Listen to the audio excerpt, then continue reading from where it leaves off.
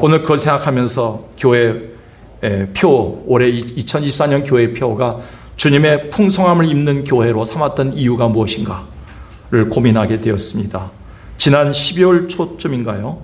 교회와 민족의 암담함 앞에서 기도하던 중에 주님께서 제 마음에 담아주신 말씀이 시편 5편의 말씀이었습니다.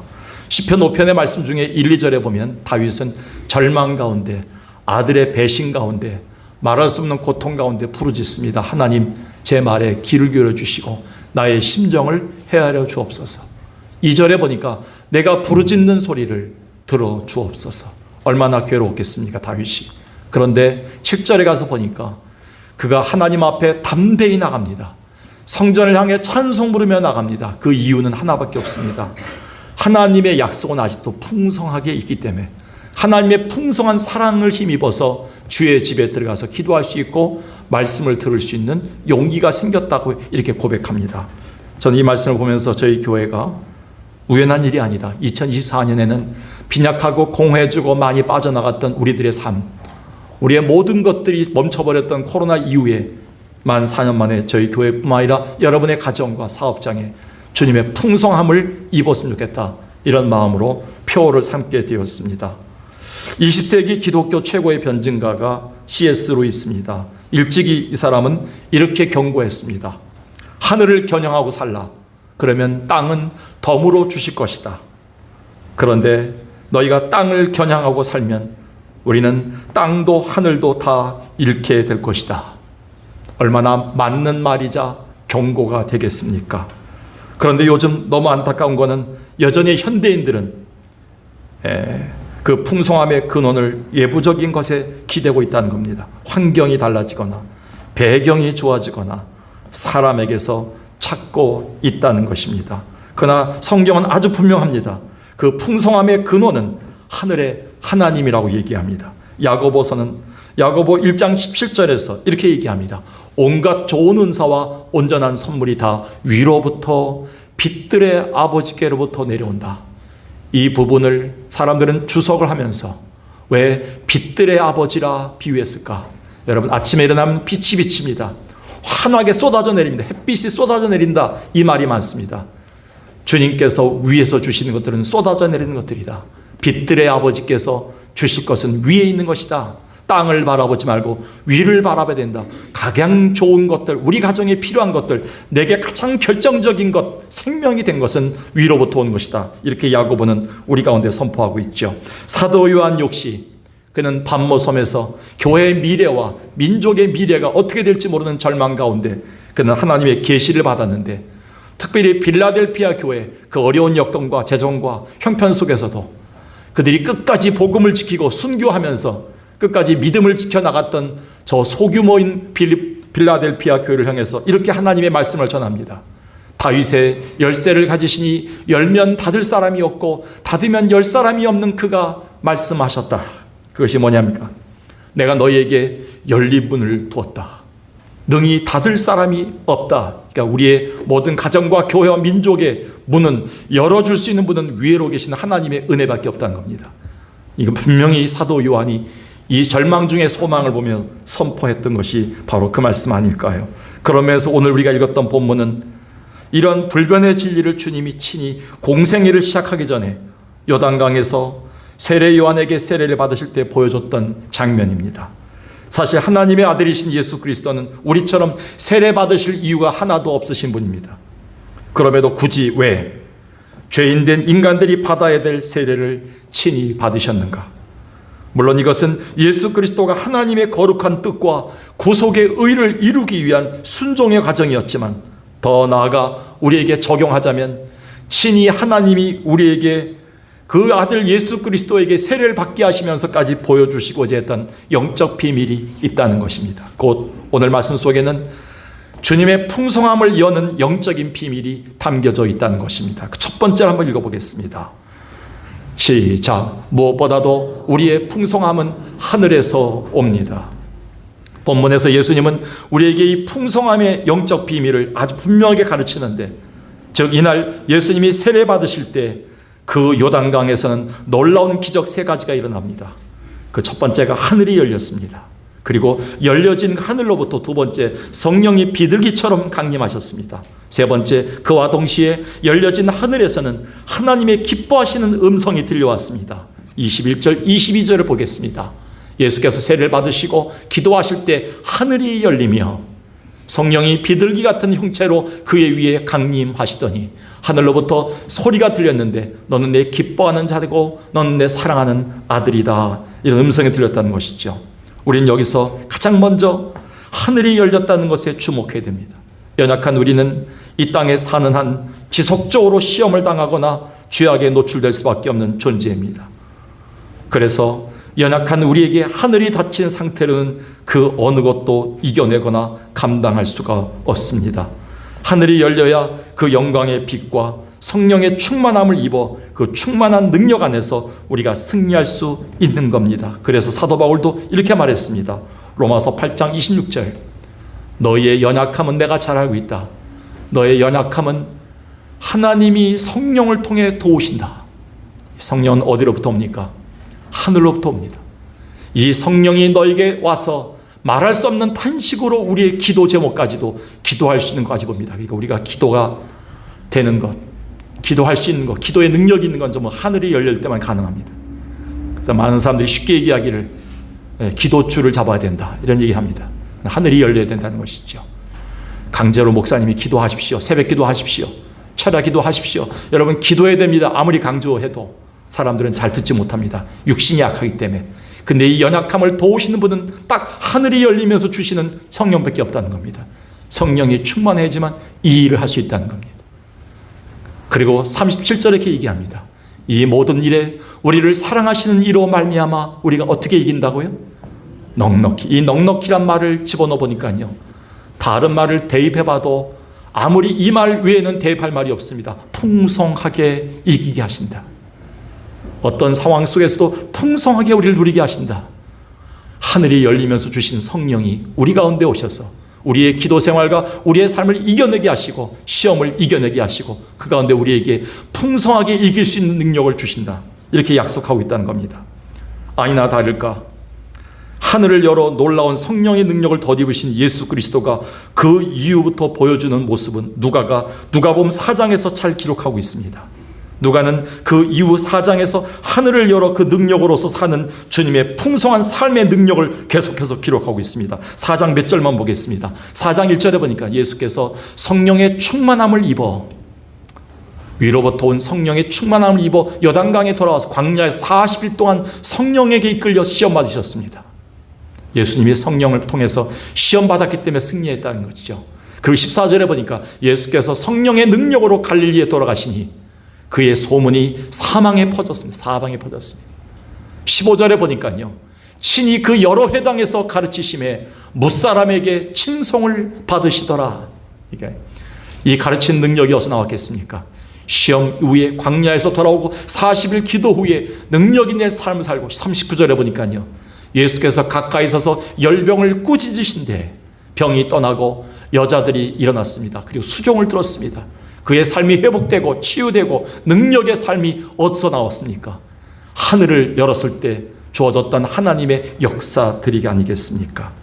누가가 기록한 이러한 주님의 풍성함의 능력과 승리의 삶은 당연한 게 아닙니다. 그것은 곧 공생애를 시작하기 전에 예수님에게 먼저 하늘을 열어주셨기 때문입니다. 그래서 구약의 성도들은 성전에 올라갈 때마다 이렇게 찬양했습니다. 너무나 유명한 시편 120편에 보면 120편을 시작할 때 이렇게 기록하고 있습니다. 성전에 올라가는 기도다. 제가 설교를 하러 올라가면서도 여러분이 주의 참으로 교회에서 봉사로 오면서도 성가대석에 올라오면서도 기도 자리에 기도자가 올라오면서도 그들이 항상 외쳤던 찬양은 바로 이겁니다. 한번 읽어볼까요? 시작. 내가 산을 향하여 눈을 들리라. 나의 도움이 어디서 올꼬? 나의 도움은 천지를 지으신 여호와에게서로다. 이거는 진리입니다. 불변하는 진리입니다. 하늘을 열어 제치지 않고는 아무것도 할 수 없습니다. 설교할 수 없습니다. 저도 설교 올라오기 전에 다친 것들이 너무나 많아요. 마음을 무겁게 한 것들이 너무나 많아요. 하늘을 열어 주셔야지만 주님 설교할 수 있지요. 제가 하는 것이 아니라 주께 성령을 통해서 말씀을 저들에게 임하게 해주셔야지요. 하늘이 열리지 않은 가운데 직분자 생활하는 분들이 너무나 많습니다. 그래서 이 4년 동안 닫혔던 우리의 문들이 다시 열리기 위해서는 올해 여러분들 하나님 앞에 순종함으로 하늘을 여는 연습을 예배 때마다 하셔야 됩니다.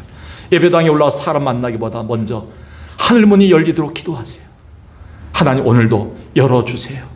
우리 가정의 아이들을 위해서 열어주세요. 우리 가정이 열리도록 열어주세요. 내가 열고 가야 됩니다. 하늘문이 열리게 해주세요. 이게 우리의 기도 제목입니다. 나의 도움이 어디서 올까? 나의 도움은 어디서 온다 그랬어요? 천지를 지으신 여호와 하나님에게서 온다. 하늘로부터 온다 그랬어요. 그래서 일찍이 참으로 우리 신앙의 선조들이 이것을 깨닫고 성전에 올라가 예배 드릴 때마다 이 찬송을 부르고 올라간 거예요. 나의 도움이 어디서 올고 천지를 지으신 여호와에게서로다. 나의 도움이 어디서 올고 천지를 지으신 여호와에다. 하늘을 바라봤지요. 하늘에서만이 도움의 손길이 온다는 것을 깨달았습니다. 얼마 전에 목회 사역 35년을 마치시고 선교 현장으로 나가시는 분을 배웠습니다. 그분은 많이 병들었고요. 나이 든 그런 상황이었지만 그럼에도 실버 선교사로 자원하고 그가 떠나게 되었습니다. 저에게 이렇게 말씀하시더군요. 전 목사, 나는 이제야 깨달았어. 이전에도 알고는 있었지만 지금에 와서야 깨달은 건 주님이 하늘문을 열어주셔야 교회도 열리고 가정도 열리고 사람의 마음도 열린다는 거야. 근데 나는 그걸 알고 있었지만 내 힘으로 계속 뭔가를 이루려고 애쓰다가 이렇게 지치고 질병도 얻었어. 이제라도 선교 현장에 가서 하늘을 여는 걸 경험하고 싶어. 전 목사는 이제라도 하늘을 먼저 여는 목회자가 되라. 오랫동안 그분이 떠나시면서 주었던 고언이 마음속에 지금도 남아 있습니다. 오늘 우리에게 먼저 하늘이 열림으로 주님의 풍성함을 입는 자 되기를 주의 이름으로 축원합니다. 두 번째는요. 한번 읽어볼까요? 시작. 풍성함을 주는 하늘문은 우리의 순종과 겸손함으로 열리게 되어 있습니다. 예수님은 우리에게 보여준 이 장면, 세례 요한에게 물 세례를 받는 이 장면 속에서 그리스도인이 살면서 반드시 갖춰야 될 두 가지 덕목을 소개합니다. 서론에서도 말했듯이 죄가 없는 하나님의 아들 예수 그리스도가 굳이 친히 죄사함의 상징인 물세를 받으시면서까지 보여주신 것은 두 가지입니다. 겸손과 그리고 순종함의 모습입니다. 마태복음의 저자인 마태는 이 장면을 이렇게 더욱더 상세히 설명해 주고 있습니다. 마태복음은 이렇게 기록하고 있습니다. 마태복음 3장 13절, 이때 예수께서 갈릴리로부터 요단강에 이르러 요한에게 세례를 받으려 하시니 요한이 말려 이르되 내가 당신에게서 세례를 받아야 할 터인데 당신이 내게로 어찌 오시나이까. 예수께서 대답하여 이르시되 이제 허락하라. 우리가 이와 같이 하여 모든 의를 이루는 것이 합당하니라 하시니 이에 요한이 허락하는지라. 존 스타트는 그가 쓴 비에스트 시리즈 사도행전 강해라는 책에서 아주 감동적으로 이 부분을 이렇게 주석했습니다. 그날 요단강가에는 내리쬐는 강한 햇빛 밑에서 줄잡아 수백 명도 더 돼 보이는 죄인들과 함께 서 계셨던 하나님의 어린 양 예수가 계셨다. 그 순간 그것을 봤던 세례 요한은 가장 놀랬고 세례를 베풀던 세례 요한은 뛰어내려가 그는 메시아를 발견하는 순간 주님에게 다가가 자기는 도저히 주님에게 물세례를 줄 수 없다고 그는 거절했다. 그렇죠. 어떻게 인간 예수지만 하나님의 아들로 오신 메시아를 세례 요한이 발견하는 순간 어떻게 예수 그리스도에게 자기가 물세례를 줄 수 있겠습니까? 하나님의 아들로 오셨는데. 그러나 세례 요한은 뛰어내려가 예수님에게 말렸지만 예수님은 네가 허락해야지만 하나님의 뜻과 의를 이룰 수 있다. 그의 순종이다 라고 강조하면서 그는 나지막하게 세례 요한에게 머리를 조아려 낮추시면서 세례를 받으신 장면입니다. 이 부분을 존 스타트는 아주 우리에게 감동적으로 잘 주석해주고 있습니다. 우리가 알듯이 예수님의 이런 모습은 죄인된 인간을 구원하기 위해 이 땅에 오신 주님의 성육신을 위한 낮아지심이었고요. 또한 친히 요한의 물세례를 받음으로 하나님 아버지의 그 구속의 의를 이루기 위한 거룩함의 순종 과정이었습니다. 그렇기 때문에 주님은 하나님의 의를 이루기 위해 낮고 낮은 세례 요한에게 머리를 조아려 겸손함으로 세례받은 겁니다. 바울은 이것을 빌립보 교인들에게 이렇게 전하고 있습니다. 예수 그리스도의 오심과 예수 그리스도의 낮아지심을 이렇게 강조하고 있습니다. 너희 안에 이 마음을 품으라. 곧 그리스도 예수의 마음이니. 어떤 성경에 보면 이 부분이 예수의 태도를 품으라. 예수의 마음가짐을 품어야 된다 이렇게 나옵니다. 그 예수의 마음가짐이 뭘까요? 두 가지죠. 그는 근본 하나님과 같은 분이시다. 근데 하나님과 동등됨을 취할 것으로 여기지 아니하시고 오히려 자기를 비워 종의 형체를 가지사 사람들과 같이 되셨다. 그리고 사람의 모양으로 나타나심에 자기를 낮추시고 죽기까지 복종하셨으니 그 십자가에 죽으심이라. 예수님이 이 땅에 오셔서 자기를 낮추시고 끝까지 겸손함으로 십자가에 복종하여 죽기까지의 과정을 바울은 이렇게 빌립보 교인들에게 소개하고 있습니다. 왜 우리가 교회에서 문제가 생기나요? 왜 우리가 인간관계에 갈등이 생기나요? 왜 우리가 가정에서 자꾸 분쟁이 생기나요? 왜 한국 사회에 이렇게 많은 갈등과 고립의 사회를 살고 있을까요? 거기에 그리스도인들이 많이 계시다면 예수님의 마음가짐을 가지라 얘기합니다. 그것은 낮아지심과 그거는 순종의 삶입니다. 내가 저 사람보다 더 많이 알고 더 많이 올바른 것 같고 더 많은 걸 배웠다 할지라도 하나님은 자기 자신을 낮추셔서 인간의 모습으로 오기까지 죽기까지 복종하신 분이십니다. 우리는 그래서 분쟁이 없으려면 십자가에 죽기까지 각오하고 교회로 오셔야 됩니다. 나를 내려놓아야 됩니다. 죽여야 됩니다. 오늘도 제물로 드려야 됩니다. 오늘도 나를 완전히 비워야 됩니다. 내 안에 내가 나타나지 않도록, 내 생각과 내 고집과 고민이 드러나지 않도록 나를 완전히 지우고 하나님의 생각, 하나님의 마음, 하나님의 뜻을 채우는 시간이 많이 필요합니다. 그 과정이 쉬울까요? 예수님은 그래서 죽기까지 복종하셨다 이렇게 얘기합니다. 여러분, 예수님이 우리에게 보여주신 것이 뭡니까? 겸손함과 순종만이 하늘을 열 수 있다. 그리고 풍성함을 경험할 수 있다 이렇게 얘기합니다. 성경은 우리에게 분명히 얘기합니다. 오늘날 많은 그리스도인들이 하늘의 풍성함을 알면서도 여전히 빈약함과 공허함에 허덕이긴 이유가 무엇이냐? 그것은 주님이 친히 보여주신 이 두 덕목이 결여되었기 때문이다 라고 말합니다. 그러기 위해서는 우리는 무엇보다도 주님 말씀 앞에서 아멘 연습을 게을리해서는 안 됩니다. 우리는 순복음교회나 다른 어떤 그 집회를 많이 하는 교회처럼 아멘 아멘 할렐루야 이거 많이 하진 않지만 말씀을 받을 때 찬양할 때만 간간히 우리가 하지만 그래도 우리는 아멘 연습을 할 것을 2000년 전에 바울은 우리에게 이렇게 강조합니다. 특히 고린도 교회처럼 분열이 많고 똑똑한 지식인이 많았던 고린도 교회가 왜 갈라졌습니까? 낮추지 않았고 순종하지 않았던 자들이 너무 많았습니다. 그 교회를 향해서 이런 답을 줍니다. 고린도후서 1장 20절 하나님의 약속은 얼마든지 그리스도 안에서 예스가 되니 그런즉 그로 말미암아 우리가 아멘하여 하나님께 영광을 돌리게 되느니라. 이 영광의 풍성함은 아무나 오는 것이 아닙니다. 하나님 말씀으로 받으면서 아멘하고 예스로 받을 때 주님 그렇습니다. 제가 죄인입니다. 제가 잘못했습니다. 제가 부족합니다. 제가 모르는 게 많습니다. 제가 약해서 그랬습니다. 제가 몰랐습니다. 저는 아직도 모릅니다. 라고 어린아이로 주 앞에 무릎 꿇을 때 주는 우리에게 영광의 풍성함으로 우리를 통해서 인도하신다고 합니다. 오늘 성가 내용을 들으면서 벌써 은혜가 되었습니다. 하나님 나를 통해서 주님의 영광을 보여주시는데 내가 하나님의 통로가 되기 위해서는 주님이 보여주셨던 겸손과 순종함을 통해서 하나님 이 풍성함을 입기를 원합니다. 우리 석강교회가 저의 겸손함과 저의 순종함으로 주의 풍성함을 공급받기 원합니다 라는 심정으로 살기를 원하고 계시지요. 새해 들어와 주님이 정말 우리에게서 원하시는 건 무엇일까요?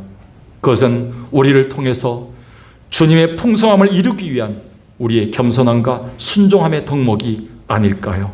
주님이 보이신 순종과 겸손함으로 그 갈릴리 바다 그리고 그의 모든 삶 속에서 수많은 사람들을 섬기면서 수많은 사람들을 고치시고 일으키실 때마다 보이셨던 그의 순종과 겸손함으로 하늘을 열었듯이 우리도 순종과 겸손함으로 하늘을 열어 주의 풍성함을 덧입는 여러분 되시기를 주의 이름으로 축원합니다. 마지막 한 가지만 더 우리가 읽겠습니다. 시작. 주님이 약속하신 풍성함은 우리의 기도에 달려 있습니다. 지난주 설교에서도 세 번째를 강조했죠. 앞에 주님만이 복의 근원입니다. 누구나 다 고백합니다. 욥처럼 이 모든 상황을 찬송함으로 이겨내겠습니다. 거기까지는 할 수 있어요. 그런데 마지막 세 번째, 욥은 원망의 죄를 입술로 짓지 않겠습니다라는 말을 하기는 힘들었다고 얘기합니다. 나중에는 한번 약해지지요. 그리고 무너지기도 하지요. 다시 회복되긴 하지만 오늘도 마찬가지입니다. 앞에 거 우리 아시죠? 가장 좋은 것들은 위로부터 온다. 풍성함은 위로부터 온다는 걸 우리가 아멘 했습니다.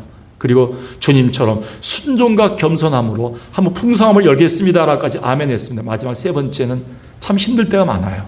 아무리 강조해도 아무리 결단해도 우리는 기도의 자리에는 별로 발견되지 않아요. 정작 기도하지는 않아요. 하루에 몇 시간 기도했나요? 물어보면 기도하는 시간이 없어요.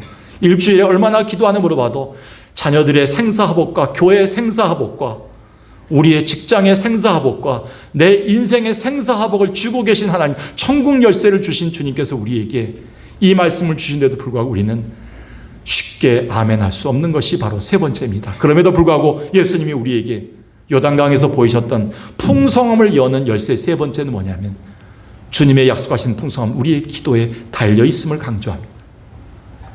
본문 21절을 보겠습니다. 백성이 다 세례받을세 예수도 세례를 받으시고 뭐 할 때? 기도하실 때 하늘이 열렸다. 아주 감격스러운 하늘이 열리는 시점을 성경은 예수님이 요단강에서 세례받으신 후에 기도하실 때라고 분명히 명시하고 있습니다. 그때 비로소 세상을 이길, 우리 가정을 끌고 나갈 수 있는, 교회를 일으킬 수 있는 나의 빈약함과 나의 능력과 어려움 속에서도 나를 이길 수 있는 풍성함이 하늘로부터 임함을 경험했다는 겁니다. 따라서 오늘도 주님이 우리에게 약속하신 풍성함의 하늘의 보고는 엎드려 주의 뜻에 겸손과 순종함으로 엎드려 간절히 기도하는 자에게만 열린다고 얘기합니다. 이게 영적 비밀입니다. 그러기에 속지 마십시오. 소위 용하다는 어느 유명한 기도원이나 교회에서 또 소문난 어느 부흥 강사의 특별 성회에서만 하늘이 열리는 것은 아니오시다. 그렇다고 목회자라는 직분을 가진 자들에게만 열리는 것은 아닙니다.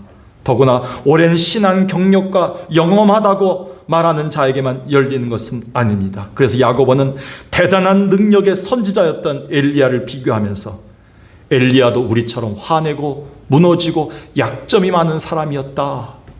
우리와 같은 성정을 가진 사람이었어. 그러나 하나님이 저를 통해서 어떻게 하셨냐?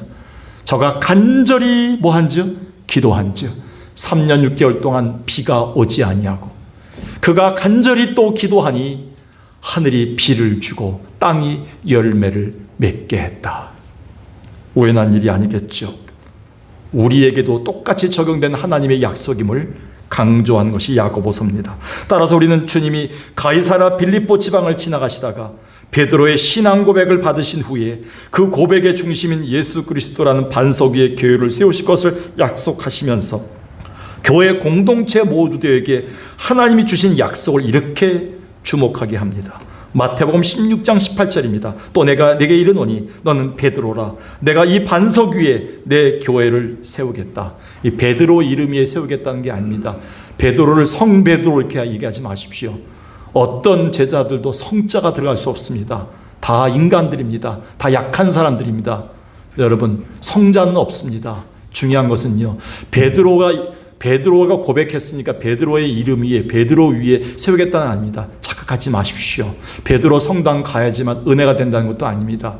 여러분, 중요한 것은 베드로가 고백했던 내용이 뭡니까? 주는 그리스도시요 살아계신 하나님의 아들 누굽니까? 예수 그리스도라는 반석을 고백했습니다. 그러니까 예수라는 반석 위에는 교회의 기초가 되어서는 안 됩니다. 예수라는 반석 위에는 내가 교회를 세울 수 없다. 이 교회는 그래서 그때부터 능력 있는 교회 될 수 있다. 능력 있는 교회 되기 위해서 어떻게 했냐? 19절에 내가 천국 열쇠를 교회에게 주겠다. 이 엄청난 특권입니다. 천국 열쇠는 땅에서 풀면 풀리고 땅에서 매이면 매이게끔 한다. 이 지금 우리 땅, 이 세계, 이 지구촌이 갖고 있는 고통과 괴로움과 매어있는 모든 문제들을 풀 수 있는 권세를 교회에게 이미 주셨다는 거예요. 근데 우리가 어떻게 해야 되냐? 맺고 푸는 것은 성도들의 말씀과 기도의 삶에 있지 않습니까? 사실 이것을 우리는 하나님 앞에서 중요한 경건의 덕목이라고 얘기하고 있습니다. 그래서 참으로 마태는 우리에게 하나님이 주신 약속, 교회에 대한 약속과 그 능력의 복음의 능력을 말했지만 엄밀히 말하면 풍성한 능력들을 교회가 이루고 그것을 풍성하게 누리기 위해서는 교회 구성원인 성도들이 하나님의 풍성함을 얻는 기도와 말씀 생활에 있음을 강조한 것이지요. 그렇습니다. 맺고 푸는 권세는 하나님의 교회에 주셨습니다. 또 여러분에게 주셨습니다. 그러나 여러분들이 기도하는 자에게 하늘이 열린다는 것을 예수님이 친히 요단강가에서 보여주셨습니다. 더더욱 성도 개개인의 풍성한 삶의 이유를 주님께서 말씀해 주셨습니다. 마지막 예를 들겠습니다. 아무런 소망도 없었습니다. 망명길에 올랐던 야곱이 있었습니다. 사실 그 앞에는 절망과 빈약함과 광야만 펼쳐졌습니다. 근데 그에게 하늘문이 열리고 풍성함을 약속받는 사건이 일어났습니다. 창세기 28장 12절부터 보겠습니다.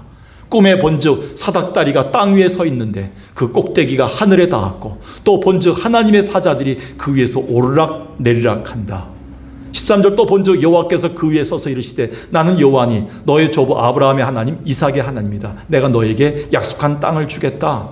너의 자손에게 주겠다. 14절에 보니까 내 자손이 땅의 티끌같이 되어서 서쪽과 동쪽과 북쪽과 동서남북으로 퍼져나가는데 땅의 모든 족속이 너와 내 자손으로 인해서 복을 받으리라. 여러분, 잘못하고 약해서 무너져서 도망가던 야곱인데 하나님 앞에 돌베개 베고자 겨우 잠을 들었는데 내일 죽을지 모르는 광야에서 잠이 들었는데 하나님이 보여주신 것이에요. 하늘을 여는 분이 아직도 살아계신 거예요. 아직도 하늘로부터 우리에게 빛이 비추신 분이 살아계시다는 거예요. 그 자리에서 야곱은 일어나서 돌베개를 삼아서 강단 삼아서 말씀을 듣고 거기서 하나님 앞에 기도로 드렸던 것이 바로 베델입니다. 베델. 오늘 여러분 힘들어도 어려워도 절망 가운데 막연해도 오늘도 주님 앞에 돌베개라도 베고 잤던 그 불편한 잠자리에서 벌떡 일어나 기도하는 자들에게 하늘이 열릴 줄로 믿습니다. 그리고 하나님의 풍성함을 주실 줄로 믿습니다. 이게 하나님의 약속이 아닐까요? 오늘 우리는 엎드림의 기도로 새해를 열어야 되고요. 새해 세 번째 줄 이후에 이제 하나님의 풍성함을 열어야 됩니다. 야곱이 그 절망 가운데 엎드림의 기도로 돌베개 베고 하나님께 잤던 그곳에서 그는 하나님께 예배드리며 열었던 것처럼 오늘도 우리의 삶도 열리는 자 되길 주의 이름으로 간절히 축원합니다. 야곱이 잠 깨어 일어나는 돌단을 쌓은 거 본받아서 숨질 때 되도록 늘 찬송하면서 주께도 나가길 원합니다. 1절만 부르겠습니다. 내 주 힘들어도요 1월 초에 여러분들 이런저런 것보다 예배당에 나와서 기도하세요. 그냥 기도부터 시작하세요. 기도부터 다시 열리도록 기도하세요. 교회도 열리고요 우리 가정도 열리게 기도하세요. 코로나 이후에 4년 만에 우리가 제대로 된 예배를 드리기 시작합니다. 열리도록 기도해 주세요. 기도하지 않으면 신앙이 무너집니다.